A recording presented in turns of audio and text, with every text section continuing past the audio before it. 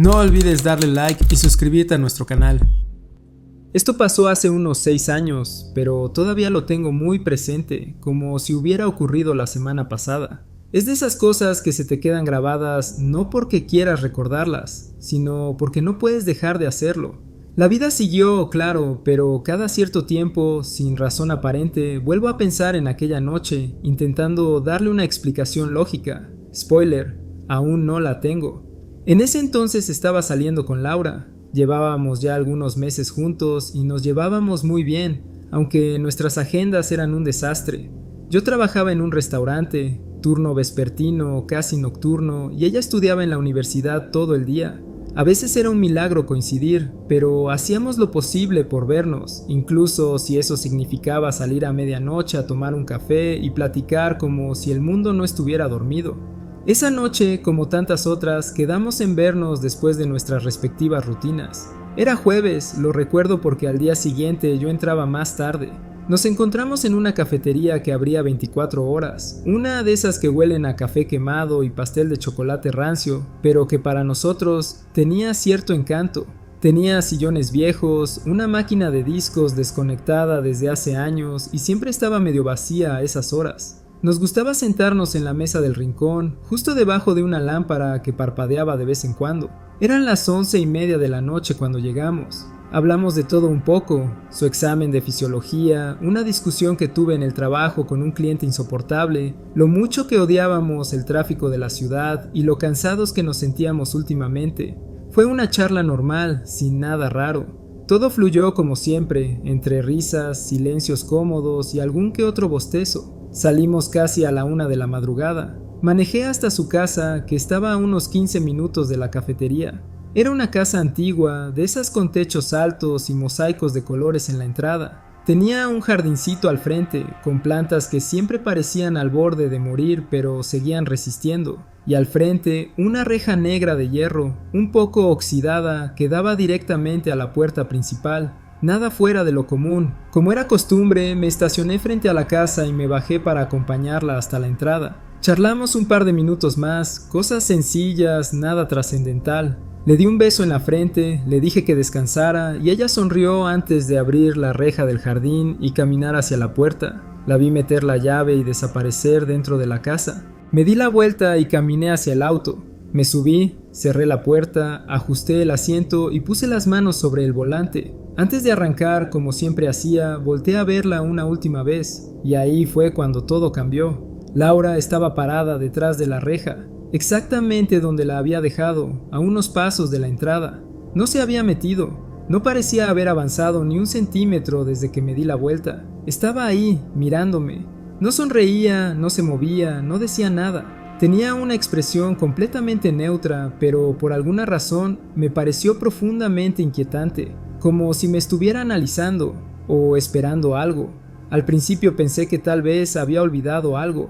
Hice una seña con la mano, como preguntándole si todo estaba bien, si iba a entrar o si necesitaba que regresara. Nada, ni una reacción, ni siquiera un parpadeo, solo me observaba. Pasaron 1, 2, 5 minutos. Yo seguía en el auto, inmóvil, esperando algún tipo de respuesta, una señal de vida. Me acuerdo que incluso bajé un poco la ventana por si decía algo, pero nada, silencio absoluto. Y justo cuando empezaba a pensar en bajarme para acercarme a preguntarle qué pasaba, me vibró el celular. Era un mensaje de ella. Ya salí de bañarme, me voy a dormir, estoy rendida. Me congelé, literalmente. El teléfono temblaba en mi mano, pero yo no podía mover un músculo. Volteé lentamente hacia la reja y ahí seguía. La figura, Laura, o algo que parecía ser Laura, mirándome, como si nada.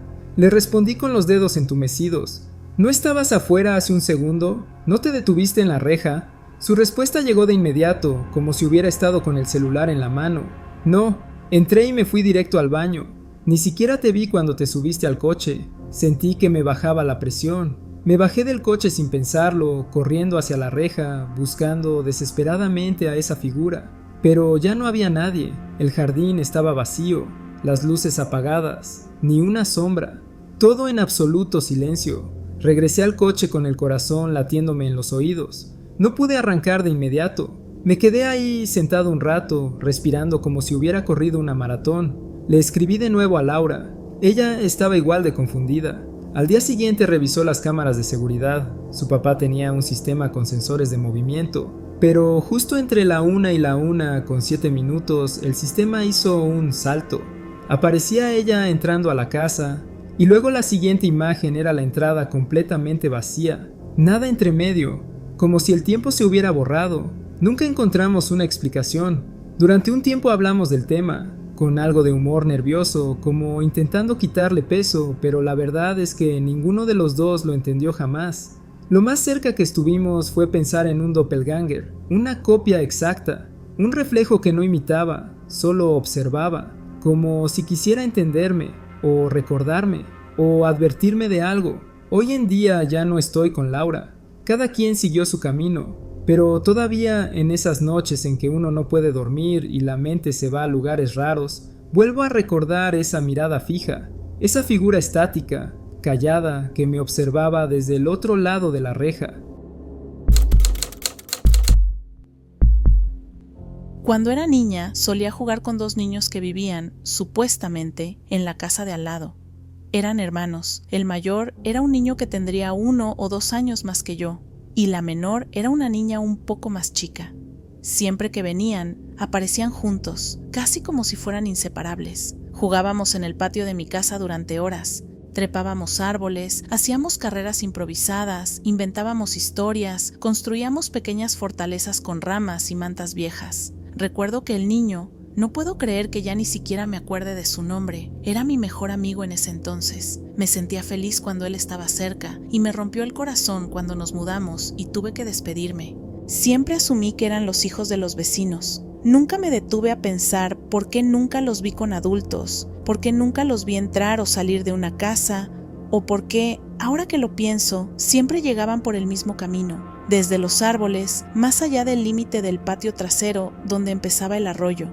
Pasaron los años, muchísimos. Me fui a estudiar, crecí, trabajé, tuve mis propias mudanzas, mis cosas. No volví a pensar en ellos más que como parte de los recuerdos difusos de la infancia. Hasta que, una tarde cualquiera, ya en mis 30s, mientras tomaba café con la mejor amiga de mi mamá, básicamente una tía postiza de toda la vida, salió el tema de esa vieja casa en la que vivíamos. Le conté que siempre sentí que estaba embrujada, no de manera aterradora, pero sí extraña.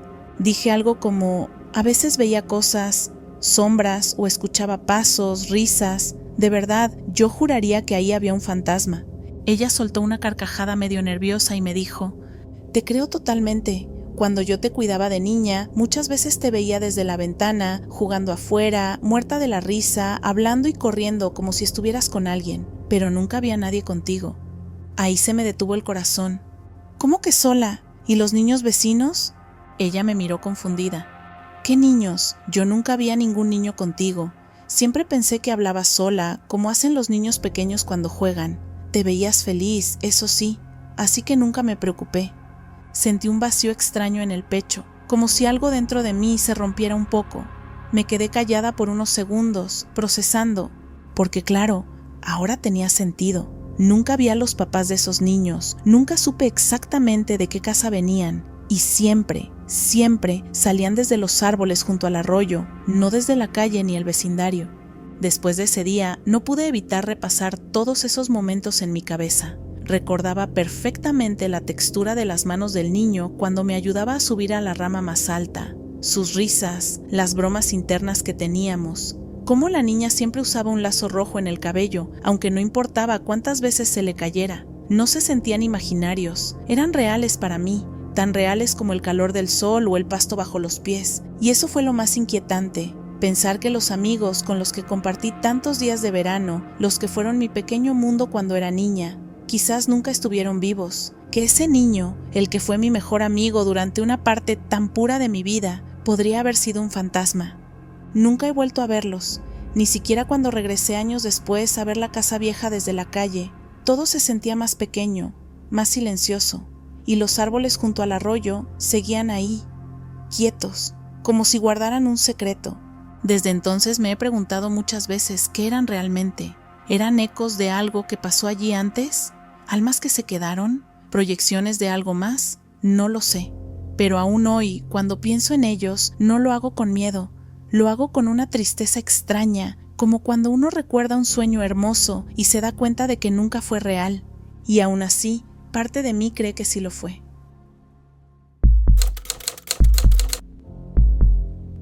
Esto me pasó cuando estaba en la universidad, y todavía me cuesta explicarlo sin que suene como si lo estuviera inventando, pero no lo estoy.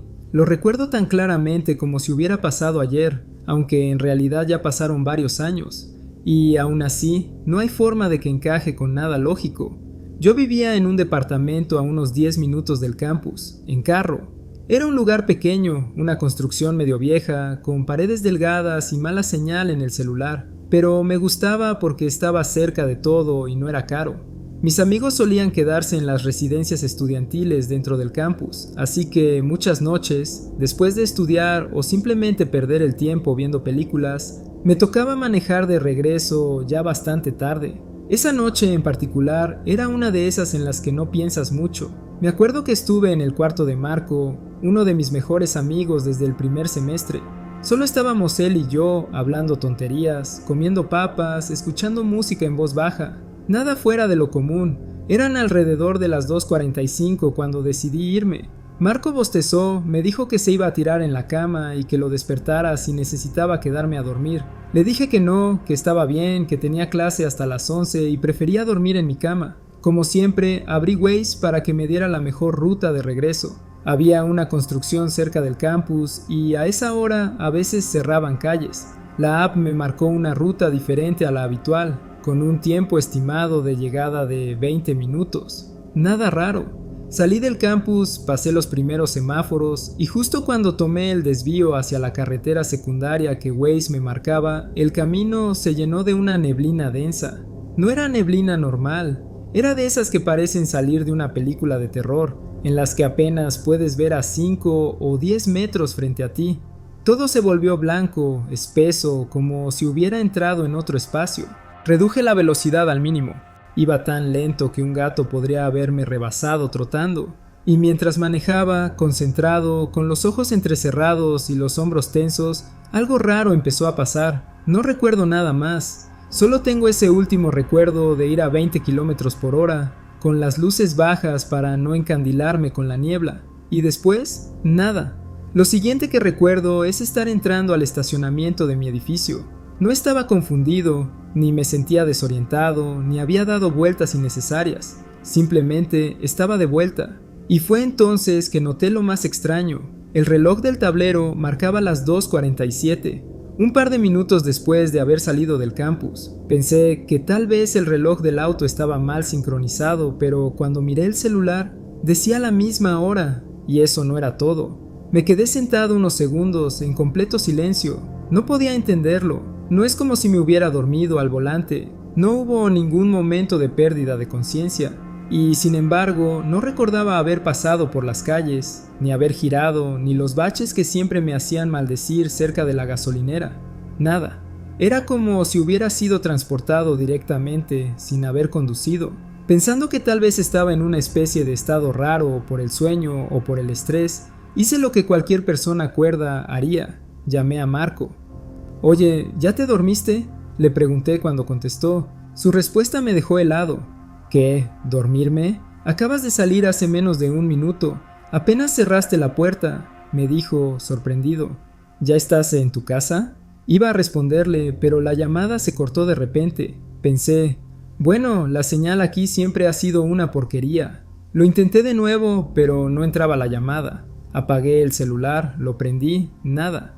Terminé por rendirme y me fui a dormir, aunque no pegué el ojo hasta casi el amanecer. A la mañana siguiente le escribí un mensaje a Marco preguntándole si había podido dormir bien después de nuestra llamada. Me contestó con algo que me hizo sentir aún más incómodo. ¿Qué llamada? Me dormí apenas te fuiste. No hablamos después de que saliste. Le mandé la captura de mi historial, con la llamada saliente marcada a las 2:47 de la madrugada. Él me mandó una captura del suyo. No había nada. Ninguna llamada entrante, ningún registro. Era como si la conversación nunca hubiera existido. Pasé el resto del día en piloto automático, tratando de buscarle alguna explicación lógica. Pensé que tal vez me había quedado dormido en el coche, pero no había forma. No me sentía aturdido ni cansado al llegar, y el tiempo simplemente no daba. Tampoco era una falla del sistema del coche o del celular, porque ambos marcaban lo mismo y nunca me había dado problemas antes. Hasta el día de hoy no tengo una respuesta. Lo hablé una vez más con Marco, un par de meses después. Me juró que no me estaba jugando una broma, y le creo. Él no es de ese tipo. De hecho, se puso más nervioso que yo cuando le conté todos los detalles. Es como si por unos minutos algo me hubiera sacado del tiempo y hubiera dejado de existir en ese tramo entre el campus y mi casa. Nada se movió, nada avanzó. Solo desaparecí de la línea temporal por un momento y luego volví, como si nada. Hace unos meses hice un viaje a Japón. Para mí era el viaje soñado. Lo había planeado durante años. Guardé cada centavo que pude, me empapé de blogs de viajeros, aprendí frases básicas en japonés y hasta organicé un itinerario ridículamente detallado. Iba a ser mi gran aventura, y lo fue. Uno de los aspectos que más me sorprendieron y que más disfruté fue la eficiencia del transporte, especialmente en Tokio. Todos los días tomaba varias líneas del metro, a templos, a parques, a cafeterías temáticas, a tiendas de segunda mano escondidas entre callejones estrechos. Me encantaba observar a la gente en los trenes, las estaciones, los anuncios hablados con música relajante, todo. Una tarde cualquiera, que honestamente ya no recuerdo a dónde iba, estaba en uno de esos vagones del Tokyo Metro cuando lo vi subir. Un hombre, occidental, más bajo que yo, con una camisa tipo polo color vino y una coronilla ligeramente calva. Me llamó la atención de inmediato porque se parecía muchísimo a mi viejo profesor de piano de la preparatoria, ese tipo de parecido que no te hace dudar de que no es él, pero sí lo suficiente como para que te haga quedarte viéndolo unos segundos de más. El hombre subió al vagón, giró a la izquierda desde la puerta, justo frente a mí, y caminó hacia el fondo del vagón, pasando a mi lado sin mirarme. No pensé mucho más en eso. El tren siguió su ruta. 2 estaciones después, las puertas se abrieron de nuevo. Varias personas bajaron, otras subieron. Entre ellas, él, el mismo hombre. Camisa vino, complexión, altura, calvicie. Subió por la misma puerta por la que lo había visto entrar minutos antes. Hizo el mismo giro a la izquierda y caminó con la misma actitud relajada, solo que esta vez, cuando pasó junto a mí, me miró directamente a los ojos.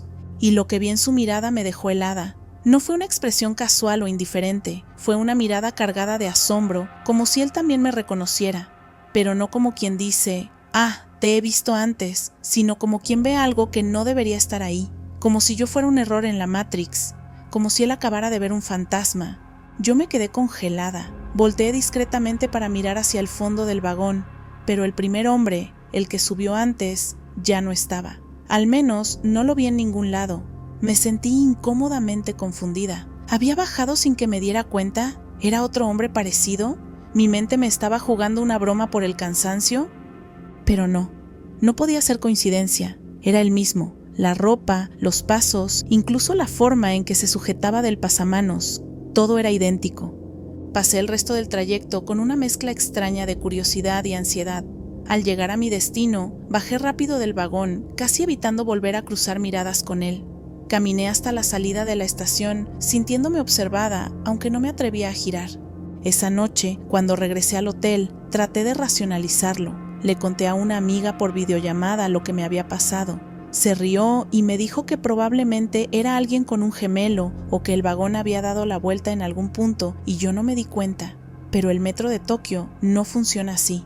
Revisé el mapa de la línea. No hay bucles, no hay paradas repetidas. Intenté olvidarlo, pero no puedo. A veces me pregunto si ese hombre también pensó que me había visto 2 veces. ¿Estaba tan desconcertado como yo? ¿Fue una casualidad imposible o había algo más?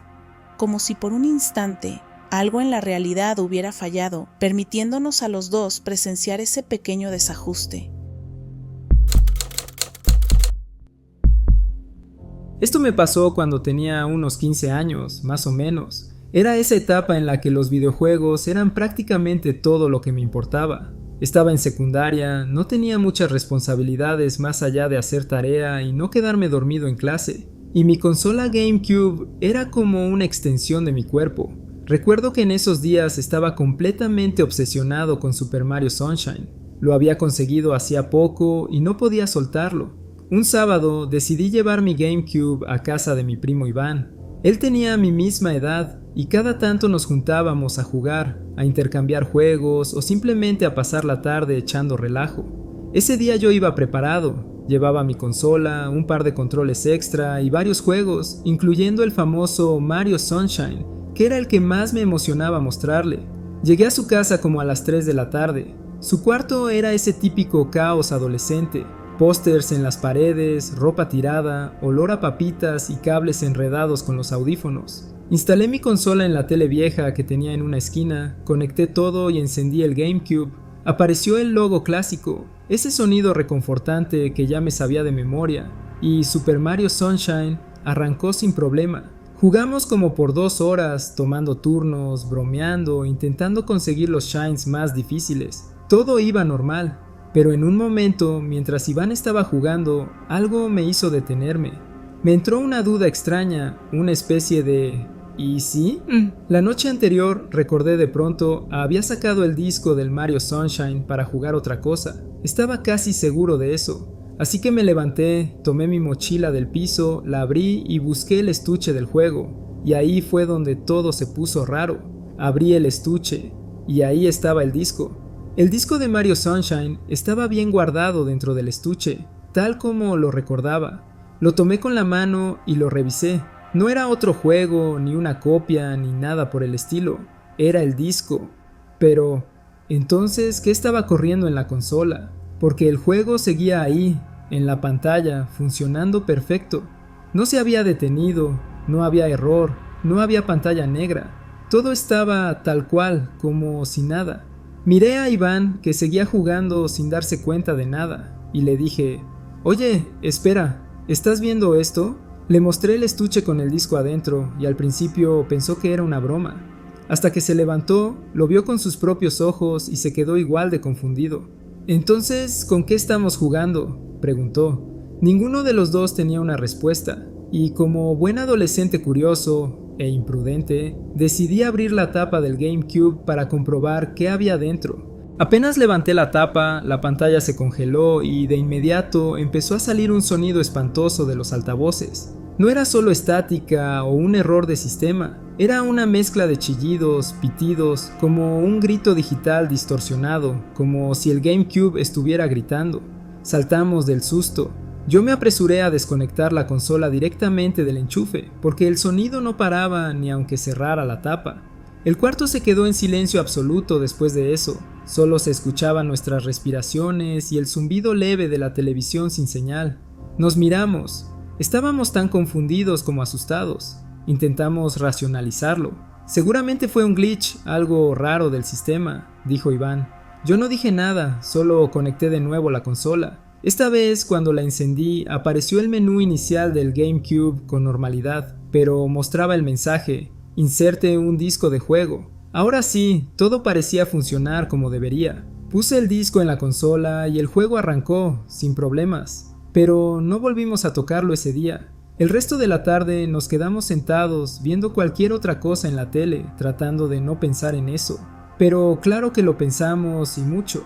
Con el tiempo intentamos explicarlo una y otra vez. Tal vez el disco nunca estuvo realmente en el estuche. Tal vez fue un error visual. Tal vez fue un problema con la memoria interna del GameCube. Pero ninguna teoría explicaba el chillido, ni por qué el juego corría perfectamente sin el disco dentro, ni por qué después de abrir la tapa todo se vino abajo de esa manera. Años después sigo recordando ese momento. No me pasó nada parecido nunca más con ninguna consola. De hecho, dejé de usar el GameCube poco tiempo después. No porque me diera miedo, sino porque ya había pasado a otras consolas. Aunque, si soy honesto, nunca volví a mirar ese Super Mario Sunshine sin pensar en ese sonido. Y a veces me pregunto, ¿qué habría pasado si no abría la tapa? ¿Qué estaba realmente corriendo en esa consola? ¿Era el juego? ¿O algo que se hacía pasar por él? No tengo respuesta. Solo sé que nunca debió haber funcionado así, y sin embargo, lo hizo.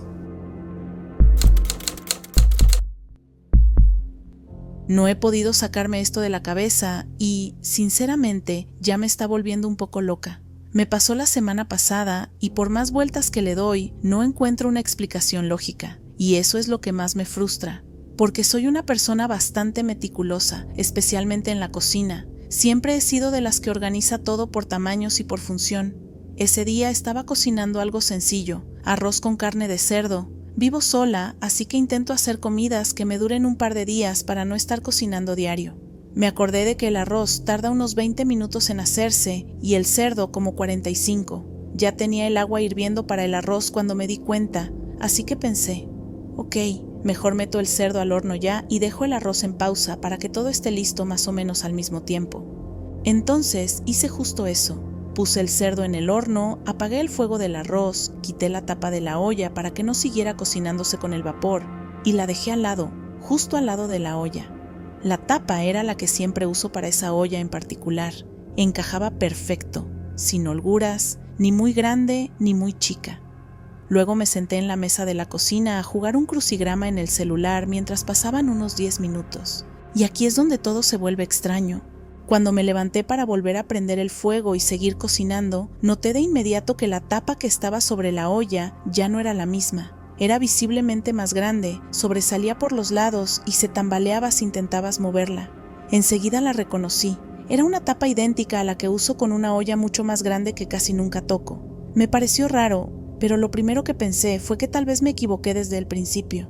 Entonces fui a revisar esa otra olla grande y ahí estaba. Tenía puesta su tapa, o sea, ahora tenía 2 tapas exactamente iguales para la olla grande y ninguna para la olla mediana que sí estaba usando. Me quedé parada frente a la estufa como 1 minuto completo, intentando procesarlo. Revisé la tapa más grande otra vez. No tenía ninguna marca ni raspón distinto. Era completamente idéntica a la que tenía guardada. Y entonces fue cuando me entró el escalofrío. Yo nunca he tenido 2 tapas grandes iguales. Estoy segura porque hace meses, cuando reorganicé toda la cocina, pensé en comprar una tapa extra para la olla grande y al final no lo hice porque me pareció innecesario. Y ahora tenía 2. Empecé a buscar la tapa original. Primero revisé la barra de la cocina, luego las encimeras, los cajones, el escurridor, debajo de los trapos, incluso abrí el congelador, por si acaso. Me arrodillé y revisé debajo del horno, donde a veces ruedan cosas. Nada. Ni rastro, la tapa pequeña simplemente había desaparecido, como si se hubiera desmaterializado en el aire. Pasé casi 1 hora buscando en cada rincón de la cocina. Abrí bolsas de basura que ya había cerrado, vacié la alacena por si la metí sin darme cuenta, hasta revisé el baño, por si en algún momento de lapsus mental me la llevé sin darme cuenta. Nada, como si nunca hubiera existido, y eso es lo que más me enloquece, porque sé que existía, la usé 1000 veces, encajaba perfecto.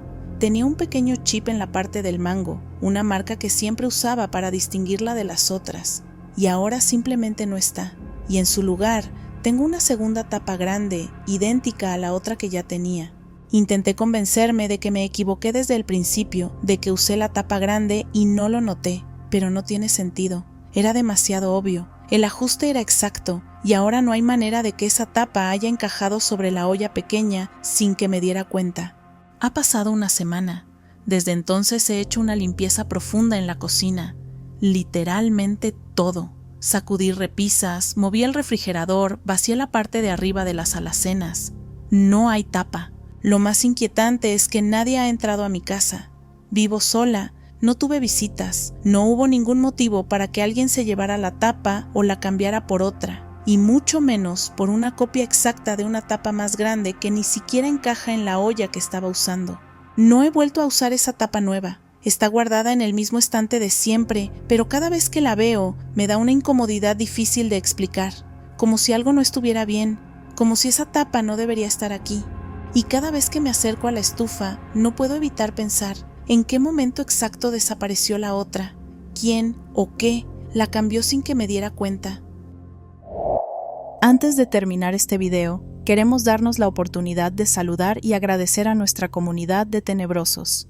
Valoramos mucho su apoyo, cada suscriptor, cada comentario, cada like, nos motivan a seguir creciendo y mejorando. Ustedes nos dan la oportunidad de hacer algo que nos apasiona. Y recuerden que si tienen una historia para compartir con nosotros, No olviden enviarla a nuestro correo electrónico que está en la descripción. Nos vemos en el próximo universo.